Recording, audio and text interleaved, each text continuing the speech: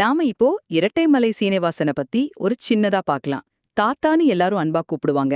இவரோட முழு வாழ்க்கையுமே ஒடுக்கப்பட்ட மக்களோட சமூக நீதிக்கும் சமத்துவத்துக்குமான ஒரு போராட்டம்தான். முதலாவதா அவரோட போராட்ட அணுகுமுறை பாத்தீங்கன்னா, ஒரு பக்கம் ஆதிதிராவிட மகாஜன சபை மாதிரி அமைப்புகளை உருவாக்கி மக்களை அடிமட்டத்துல ஒன்னு சேர்த்தாரு.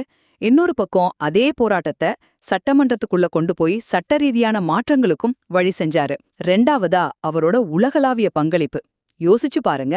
1930லயே லண்டனுக்கு போய் வட்டமேசை மாநாடுகள்ல கலந்துகிட்டாரு. அங்க டாக்டர் அம்பேத்கரோட ஒரு முக்கிய கூட்டாளியா இருந்து நம்ம விளிம்பு நிலை மக்களோட குரலை உலக அளவுல ஒலிக்க வச்சாரு. கடைசியா அவரோட வரலாற்று பங்களிப்புகள் 1932ல நடந்த பூனா ஒப்பந்தத்துல கையெழுத்து போட்ட முக்கியமானவங்கள்ல இவரும் ஒருத்தர். இதுதான் ஒடுக்கப்பட்ட மக்களுக்கு அரசியல் இடஒதுக்கீட்டை உறுதி செஞ்சது. அது மட்டும் இல்ல, அவரோட சுயசரிதையான ஜீவியசரித சுருக்கம் அந்த காலத்துல வெளிவந்த முதல் சுயசரிதைகள்ல ஒன்னா கருதப்படுது. அதனால இரட்டைமலை சீனிவாசன வெறும் ஒரு தலைவரா மட்டும் பார்க்க முடியாது.